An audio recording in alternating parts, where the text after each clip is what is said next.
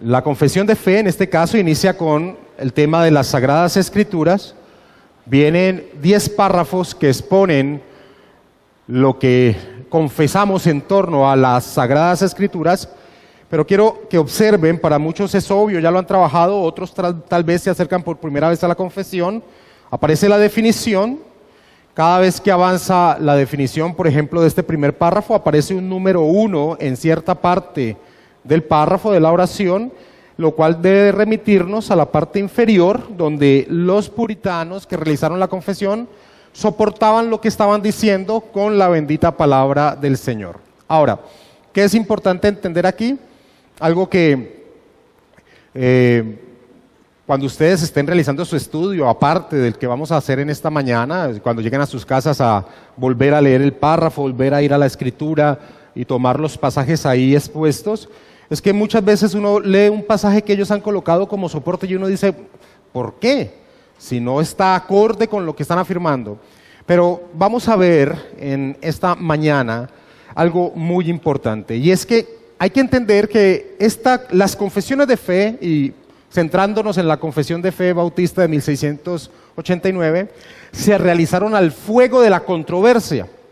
Se realizaron al fuego de la controversia. Eso es muy importante entenderlo, de las controversias teológicas. ¿Por qué?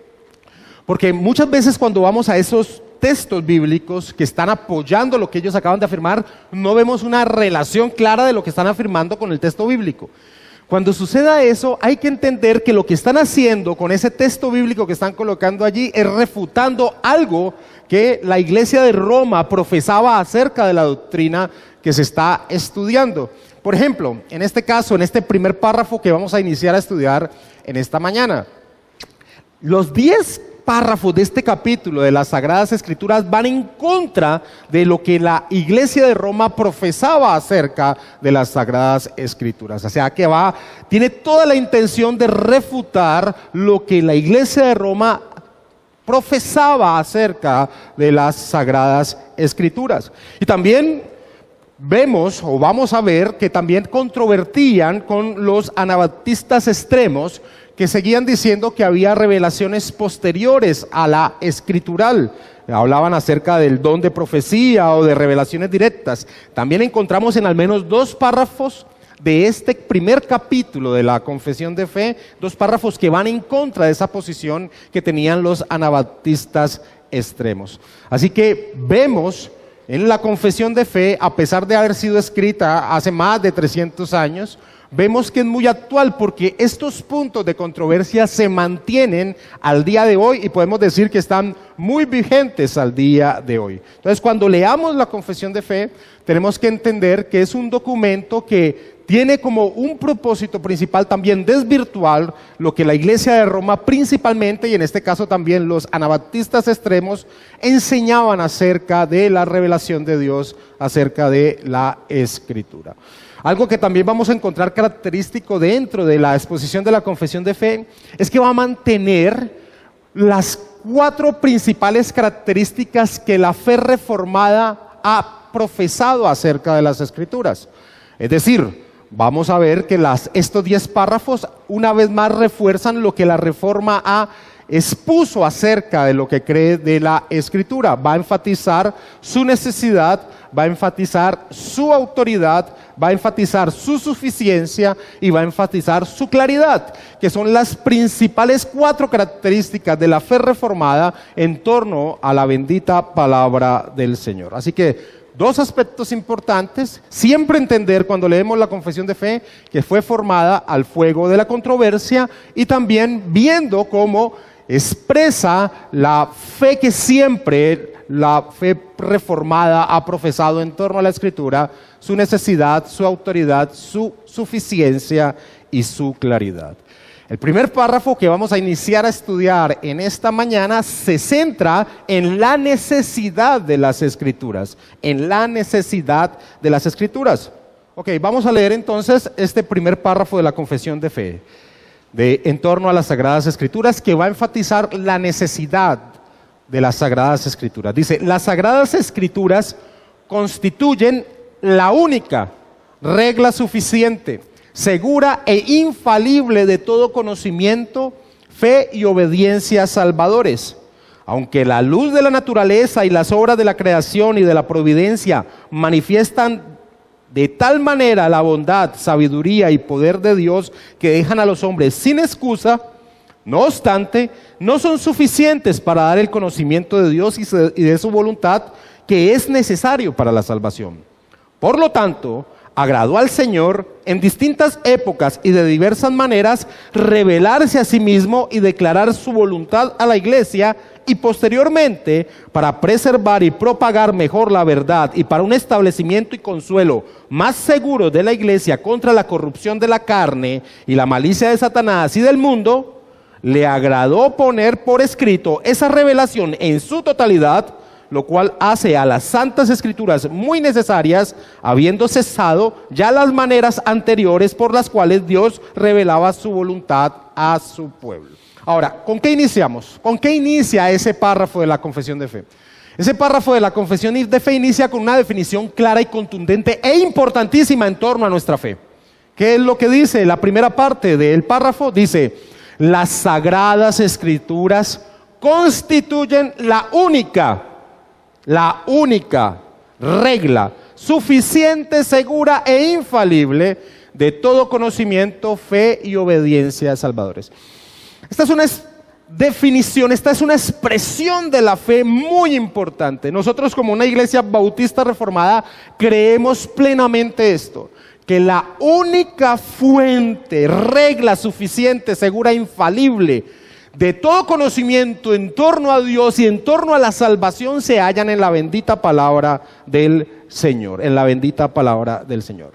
No existe otra fuente suficiente, segura e infalible para conocer la verdad de Dios y la obra de redención en la persona de nuestro Señor Jesucristo. Ahora, como dijimos al principio, cuando leemos la confesión de fe, no nos podemos desligar de la controversia que había en esa época. ¿Qué tiene de importante esta afirmación en torno, por ejemplo, a lo que quería la iglesia de Roma? La iglesia de Roma creía y cree lo siguiente en torno a las fuentes de revelación que Dios ha dado. La iglesia de Roma, en el Catecismo Católico, en su artículo número 82, doy el artículo por si alguien quiere comprobar si está así registrado dentro del dogma católico. Dentro del Catecismo Católico, ellos expresan lo siguiente en este párrafo 82 del Catecismo Católico, haciendo referencia al magisterio de la iglesia, haciendo referencia a lo que ellos llaman la tradición de la iglesia, haciendo referencia a lo que ellos llaman la tradición apostólica. Dicen lo siguiente, y ahora voy a explicar un poco más esto. Dice: la iglesia a la cual está confiada la transmisión y la interpretación de la revelación, esto es lo que dice la iglesia de Roma, no saca, y lo puse en amarillos, no saca exclusivamente de la escritura la certeza de todo lo revelado. Esto para nosotros nos suena herético, pero esta es la doctrina de Roma. Tú vas, coges un catecismo católico o vas a la página del Vaticano, por ejemplo, y entras al catecismo católico y te ubicas en el párrafo 82, en el artículo 82, y vas a encontrar esta definición. A nosotros nos suena impensable que alguien pueda decir esto, pero es doctrina de ellos. No saca exclusivamente de la escritura la certeza de todo lo revelado. Y así las dos, hablando de la que ellos llaman el magisterio de la iglesia, la tradición apostólica, es decir, que ellos tienen una revelación oral transmitida por los apóstoles, que ellos van transmitiendo a la iglesia de generación en generación. Dice, y así las dos, tanto escritura como ese magisterio, como esa tradición apostólica, se han de recibir y respetar con el mismo espíritu de devoción. Ahora, ¿qué es esta expresión del dogma católico? Básicamente lo que ellos hacen es colocar a la bendita palabra del Señor al mismo nivel del magisterio romano, del magisterio católico. Por eso coloco esa imagen del Papa reunido con su magisterio. Esto nos suena a nosotros como bautistas reformados algo impensable, pero esta es la profesión de fe que hace la iglesia de Roma. Así que los puritanos, cuando empezaron la confesión de fe, exponiendo la definición que es clarísima para nosotros, como la que acabamos de leer, y van en contra de lo que profesaba la iglesia de Roma, van en contra de lo que profesaba la iglesia de Roma de una manera directa. Las Sagradas Escrituras constituyen la única regla suficiente, segura e infalible de todo conocimiento, fe y obediencia salvadores. Ahora, en medio de el tiempo en que los puritanos hicieron la confesión de fe, también existía un movimiento llamado los anabaptistas extremos. Había unos anabaptistas que no llegaban a este punto que vamos a mostrar, pero había unos que llegaban al punto de decir que el día de hoy también tenían una revelación directa de parte de Dios, aparte de las Escrituras, y que existía todavía el don de la profecía, es decir, que Dios traía una revelación aparte de las Escrituras y que se profesaba. Es decir, muy similar a lo que vemos hoy en el movimiento carismático. Pues, básicamente, a pesar de, una vez más repito, de tener más de 300 años, la confesión de fe es actual porque tanto la Iglesia de Roma como en el día de hoy los movimientos de la tendencia carismática, ellos siguen profesando, por ejemplo, en este caso, ese punto. Nosotros al revés volvemos a enfatizar: la Santa Escritura constituye la única, real, suficiente, segura, infalible de todo conocimiento, fe y obediencia salvadores. Al hacer la confesión de fe, esta definición, lo que hace básicamente es seguir promulgando uno de los lemas de la Reforma: sola Escritura. Sola Escritura. Para nosotros no hay otra fuente de verdad que nos lleve al conocimiento, que nos lleve a la fe salvadora, que la bendita palabra del Señor, que la bendita palabra del Señor. Ahora, al expresar esto en esa definición inicial con que arranca el párrafo de la confesión de fe, lo que está expresando y que va a empezarse a desarrollar es que la Escritura es necesaria para ser salvos. No hay otra fuente en la cual podamos conocer a Dios, su voluntad, que podamos conocer el plan redentor de Dios de una manera segura, de una manera certera, sino a través de la bendita palabra del Señor. Eso hace que la Escritura sea indispensable para la salvación, indispensable para la salvación. Entonces, y ese es el énfasis del párrafo número 1. Ahora, ¿qué hace la confesión de fe cuando hace una expresión? Básicamente, como les dije al principio, ellos tratan de soportar lo que están expresando con la bendita palabra del Señor. Eso es lo que hacemos todos los cristianos. Los cristianos nos sometemos a la verdad revelada en la palabra del Señor, y aún en esa expresión que dice que la Escritura, la Biblia, es la única fuente, lo que hacen es ir a la Escritura a validar, a cómo la Escritura misma enseña eso que nosotros estamos profesando. Entonces, cada vez que hay una afirmación hay un soporte bíblico. Voy a colocar este primero como ejemplo, aunque no vamos a ir en cada punto a ver exactamente o en completo cada uno de los versículos que ellos colocan. En este caso, miremos, por ejemplo, cuál es el soporte bíblico que ellos colocan a esta primera afirmación. Por ejemplo, ellos traen 2 de Timoteo, capítulo 3, versículo del 15 al 17. Dice, hablando Pablo a Timoteo y hablando de las Escrituras que Timoteo tenía para nosotros el Antiguo Testamento, el apóstol Pablo le dice lo siguiente, da estas características de lo que es la Escritura. Dice a Timoteo, y que desde la niñez has sabido las Sagradas Escrituras. Y mira lo que dice Pablo, le dice a Timoteo, las cuales te pueden hacer sabio para la salvación por la fe que es en Cristo Jesús. Esta es una expresión tremenda, porque lo que está expresando Pablo a Timoteo es para lo que es para nosotros el Antiguo Testamento, y le está diciendo a Timoteo, Timoteo, las Sagradas Escrituras te pueden dar el conocimiento, te pueden hacer salvo para la salvación por la fe en que es en Cristo Jesús. Ahora, sin lugar a dudas, este pasaje está hablando del Antiguo Testamento, pero con mucho más peso para nosotros el Nuevo Testamento, que directamente es la exposición de la obra del Señor Jesucristo. Aquí era la profecía, las promesas de aquel que habían de venir, y así se refiere Pablo hablando del Antiguo Testamento, las cuales te pueden hacer sabio para la salvación por la fe que es en Cristo Jesús. Y sigue diciendo, toda la Escritura es inspirada por Dios y útil para enseñar, para redarguir, para corregir, para instruir en justicia, a fin de que el hombre de Dios sea perfecto, enteramente preparado para toda buena obra. Así que es una posición muy clara aún del Antiguo Testamento en torno a guiar, en este caso a Timoteo, a la fe en la persona del Señor Jesucristo. Y sin lugar a dudas nosotros podemos decir con lógica, el Nuevo Testamento claramente cae dentro de esta calificación que da el apóstol Pablo al Antiguo Testamento. Ahora, ellos traen Isaías capítulo 8 versículo 20, que dice: a la ley y al testimonio, si no dijeran conforme a esto, es porque no les ha amanecido.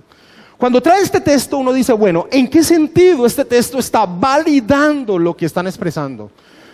Básicamente lo que está mostrando es la inconsecuencia de la posición de Roma y aún de la posición de los anabaptistas extremos de tratar de ir a una fuente diferente a la bendita palabra del Señor. El mismo Isaías, en medio de unas voces que le trataban de mostrar o de pedir hacia dónde podían ir a pedir consejo y dirección, se centra y dice a la ley y al testimonio. Y dice, si no dijeren conforme a esto, es decir, si no se centran en esa fuente de verdad, es porque no les ha amanecido, dice el profeta Isaías.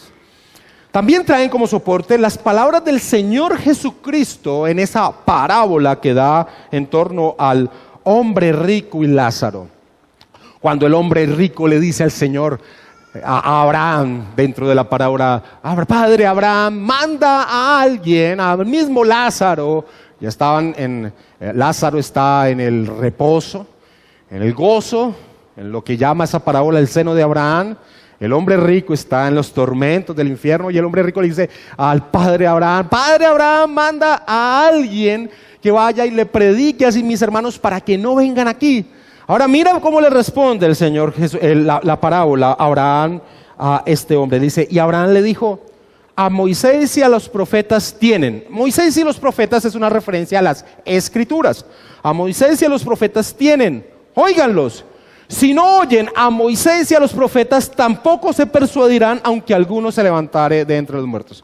Lo que está mostrando esta parábola, lo que está enseñando esta parábola es que la fuente para poder ser salvo, para poder conocer la fe, para poder conocer la voluntad de Dios, es la bendita palabra del Señor. No una revelación externa, por maravillosa que ésta sea, como que un muerto se levante y vaya y predique, no es la fuente para poder ser salvo.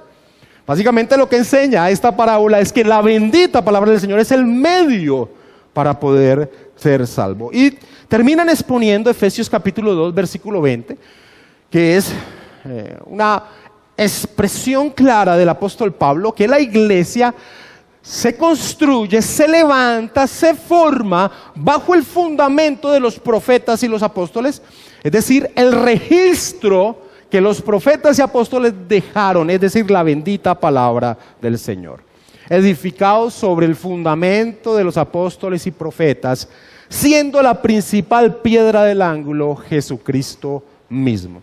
Así que esa es la manera en que los que realizaron la confesión de fe, aún dentro de una expresión tan directa y clara como que la única fuente de verdad es la bendita palabra del Señor, soportaban esta verdad escrituralmente y mostraban a través de la bendita palabra del Señor las inconsecuencias que tenían la posición, por ejemplo, de Roma y de los anabaptistas extremos. Ahora, al entender lo que expresa esa definición con que iniciamos, las Sagradas Escrituras constituyen la única regla suficiente, segura e infalible de todo conocimiento, fe y obediencia a salvadores.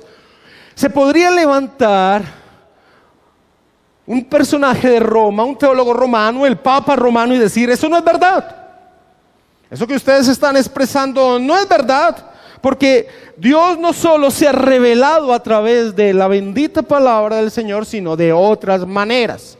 Eso es lo que podría llegar a suceder. Ahora, esa expresión de que Dios no se ha revelado únicamente a través de una revelación especial, directa, así se le conoce a la revelación directa que hace Dios, una revelación especial y que quedó registrada en las Escrituras. Es verdad que Dios no se ha revelado solo de esa manera. Entonces podemos decir, ¿y por qué es tan tajante la confesión de fe de decir que es la única? Sí, la única fuente segura, confiable. Por eso da esas expresiones. ¿Por qué? Porque también hay otra manera en que Dios se ha revelado a los hombres, y es a través de lo que Él ha creado. Por eso la confesión de fe continúa diciendo en la parte siguiente a la primera definición lo siguiente. Dice: aunque la luz de la naturaleza y las obras de la creación y de la providencia manifiesten de tal manera la bondad, sabiduría y poder de Dios que dejan a los hombres sin excusa, no obstante, no son suficientes para dar el conocimiento de Dios y de su voluntad, que es necesario para la salvación. ¿Ok? Sí. Cuando alguien se podría levantar y decir: espérate, Dios no solo se ha revelado en torno a la revelación especial, a su bendita palabra de la Escritura, sino que también hay una revelación que se da a través de la afirmación. La confesión no niega esto. Lo que sí niega la confesión es la insuficiencia de esa revelación. Lo insuficiente de esa revelación. Ahora, ¿por qué es insuficiente esa revelación? No sé si ustedes lo sepan, pero la doctrina de Roma tiene algo que se llama la teología natural. La teología natural es precisamente basado en esta verdad de que Dios no solo se ha revelado a través de su bendita palabra, sino que también se ha revelado a todos los hombres a través de la creación. Ellos dicen: el hombre tiene la capacidad a través de la creación de poder tener un conocimiento pleno y seguro acerca de Dios, de sus atributos y de su voluntad. Eso es lo que enseña la teología natural, que es una profesión de fe, un dogma católico. Ahora, precisamente ante esa posición es que la confesión de fe, los puritanos dijeron: ok, aunque la luz de la naturaleza y las obras de la creación y de la providencia manifiestan de tal manera la bondad, sabiduría y poder de Dios que dejan a los hombres sin excusa, no obstante, no son suficientes para dar el conocimiento de Dios y de su voluntad, que es necesario para la salvación.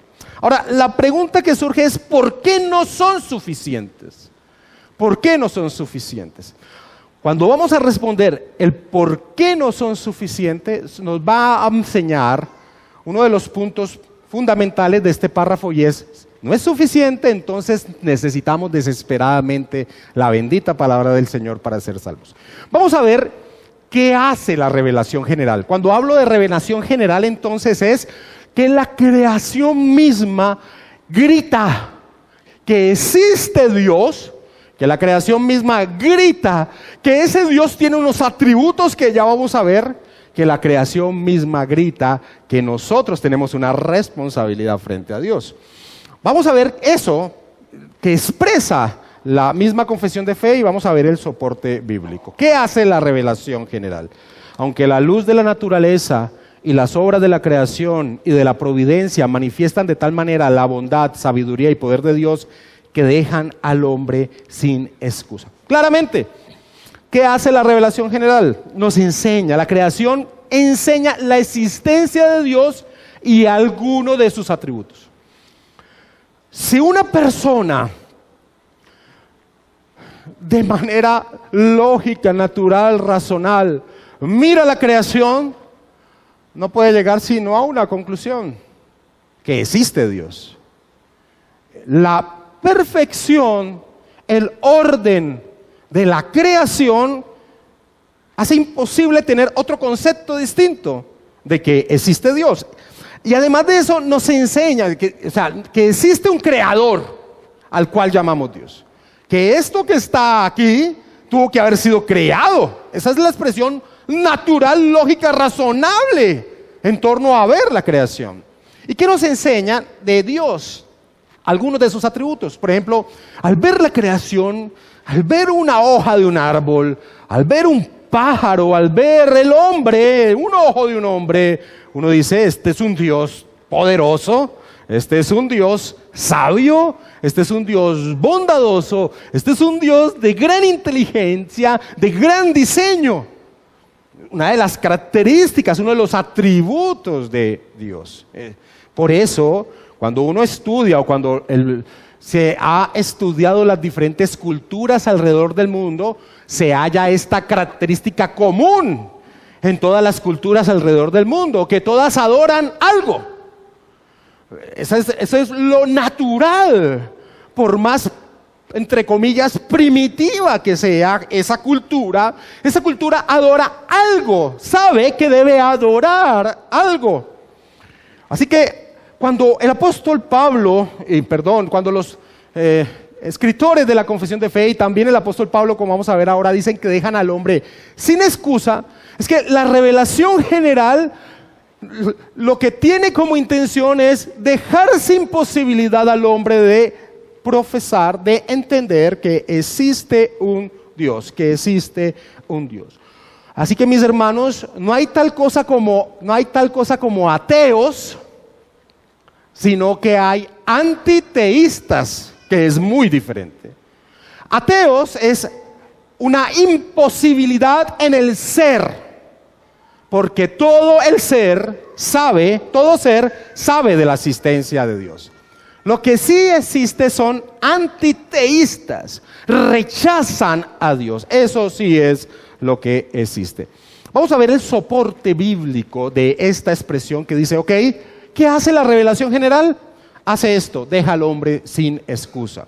Por ejemplo, el apóstol Pablo en Romanos capítulo 1, versículo 19 al 20, dice, porque lo que de Dios se conoce le es manifiesto, pues Dios se lo manifestó.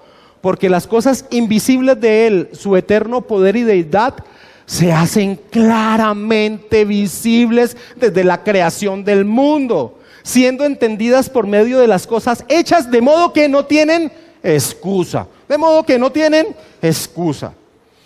Esta verdad se repite en el Salmo 19. Los cielos cuentan la gloria de Dios y el firmamento anuncia la obra de sus manos. Un día emite palabra otro día y de una noche a otra noche declara sabiduría. Y Romanos capítulo 2, versículo 14 y 15, ya mira al hombre. Las otras dos expresiones podemos tomarlas como el hombre que mira la creación externa a él. Pero Romanos capítulo 2, versículo 14 y 15, mira a la obra suprema de la creación, al hombre. Y mirar al hombre y lo que hay en el hombre es también una manifestación de la existencia de Dios. Ustedes, en torno a lo irracional de teorías como la evolución, se han puesto un momento a pensar acerca de cómo sería posible un ser tan complejo como lo somos nosotros, que haya surgido del azar de millones de años. Es algo ilógico, es algo irracional. Cuando Pablo expresa en Romanos capítulo 2, versículo 14 y 15, y mira al hombre, dice lo siguiente, porque cuando los gentiles que no tienen ley, es decir, aquellos pueblos que no eran los pueblos judíos, no tenían la revelación especial, es decir, las escrituras, dice, porque cuando los gentiles que no tienen ley hacen por naturaleza, naturalmente lo que es de la ley, a pesar de no tener las escrituras, se comportan muchas veces en sus códigos de cómo debían vivir conforme a lo que la escritura enseña. Estos, aunque no tengan ley, son ley para sí mismos, y dice, mostrando la obra de la ley escrita en sus corazones, dando testimonio su conciencia y acusándoles o defendiéndoles sus razonamientos. ¿Qué está expresando el apóstol Pablo?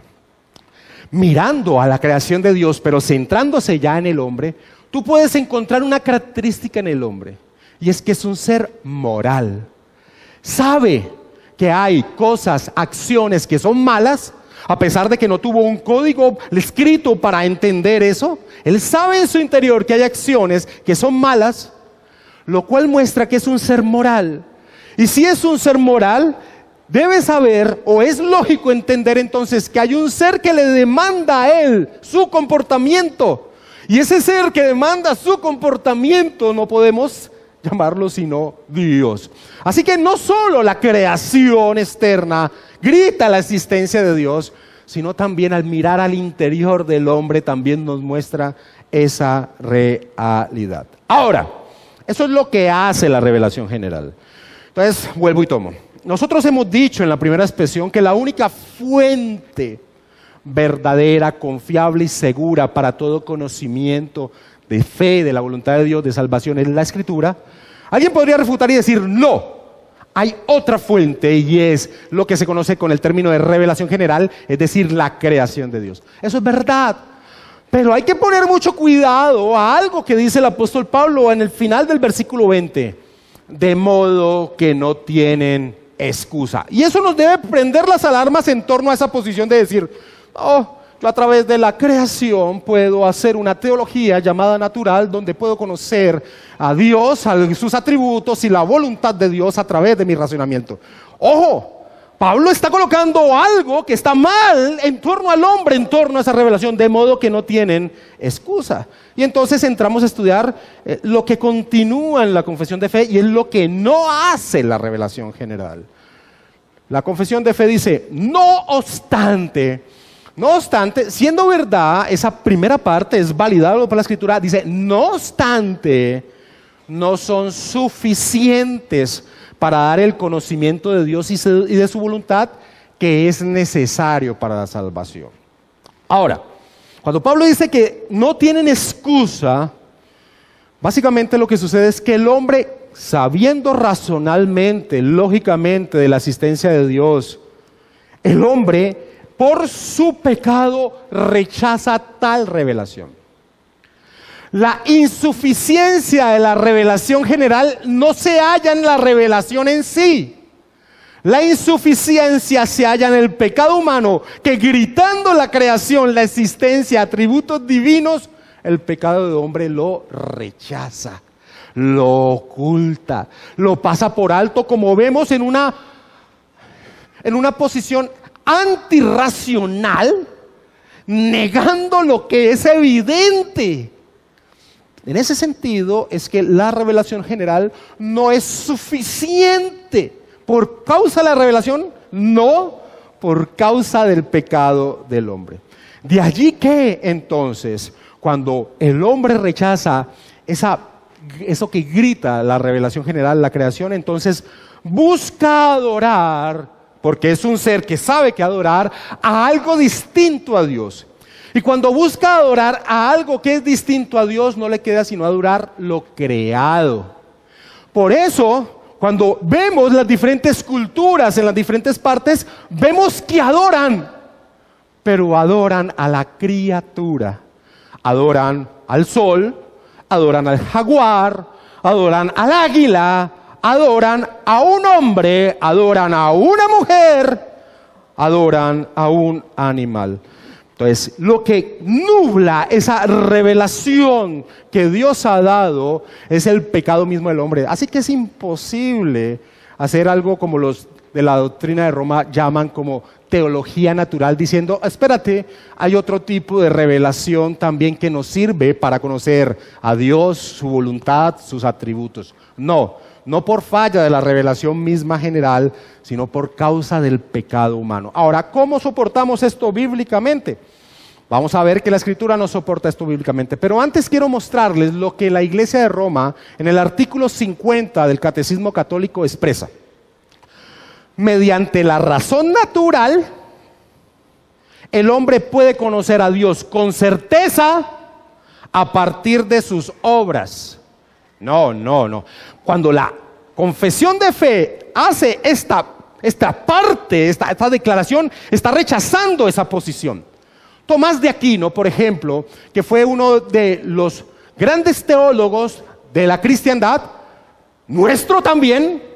Un punto que tenemos que entender muchas veces es que nuestra cristiandad no nace a partir de 1517 con la Reforma. Nuestra historia es la historia de la iglesia. Tomás de Aquino, que es uno de los grandes teólogos que ha tenido la historia de la cristiandad, pero que a diferencia de Roma nosotros no leemos lo que dice Tomás de Aquino como si fuera infalible, sino que vemos en él fallas. Decía que el hombre tiene la capacidad por su razón de poder entender a Dios al ver las cosas creadas. Es básicamente esto que ellos están expresando aquí. Ahí hay un gran problema. Por encima de un pensamiento de un teólogo tan profundo como Tomás de Aquino está la bendita palabra del Señor. Y la bendita palabra del Señor nos enseña que eso no es verdad. Por ejemplo, en el contexto en el que vimos que Pablo enseña que el hombre no tiene excusa porque la creación grita acerca de la existencia de Dios, Pablo dice, antes de expresar eso, dice, porque la ira de Dios se revela desde el cielo contra toda impiedad e injusticia de los hombres que detienen con injusticia la verdad. Cuando dice que detienen con injusticia la verdad, es que lo evidente lo niegan. Lo que grita la creación acerca de la existencia de Dios, el hombre lo niega. Por eso la ira de Dios se revela desde el cielo. ¿Cómo podemos decir que la revelación general, que la creación es válida en torno al conocimiento de Dios en este momento, en este estado pecaminoso del hombre, cuando precisamente es uno de los argumentos que toma el apóstol Pablo para señalar que la ira de Dios se muestra sobre el hombre porque la niega, porque la rechaza? También más adelante de ese capítulo 1 dice: pues habiendo conocido a Dios, no le glorificaron como a Dios, ni le dieron gracias, sino que, y este punto es importante, se envanecieron en sus razonamientos y su necio corazón fue entenebrecido. ¿Cómo puede en el artículo 50 del Catecismo Católico decir, mediante la razón natural el hombre puede conocer a Dios con certeza a partir de sus obras, cuando la misma Escritura en Romanos 1:21 dice que la razón del hombre está afectada por el pecado? Pues habiendo conocido a Dios, no le glorificaron como a Dios ni le dieron gracias, sino que se envanecieron en sus razonamientos y su necio corazón fue entenebrecido. ¿Cómo puede llegar a expresar algo que va totalmente en contra de la exposición de la bendita palabra del Señor? Y Pablo dice más adelante: y cambiaron la gloria del Dios incorruptible en semejanza de imagen de hombre corruptible, de aves, de cuadrúpedos, de reptiles. Y termina diciendo: ya que cambiaron la verdad de Dios por la mentira, honrando y dando culto a las criaturas antes que al Creador, el cual es bendito por los siglos. Amén.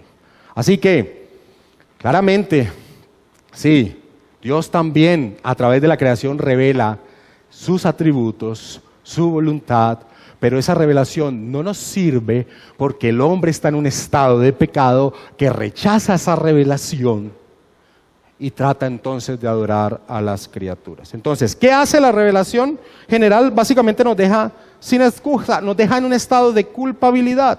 Hemos rechazado lo que es natural, de allí que se convierta totalmente necesario la revelación directa de Dios. Así que debido a eso, es que se necesita el registro de la revelación directa de Dios, que es lo que empezaremos a ver la próxima semana en torno a lo que el párrafo 1 expresa acerca de la necesidad de la bendita palabra del Señor, de las Santas Escrituras.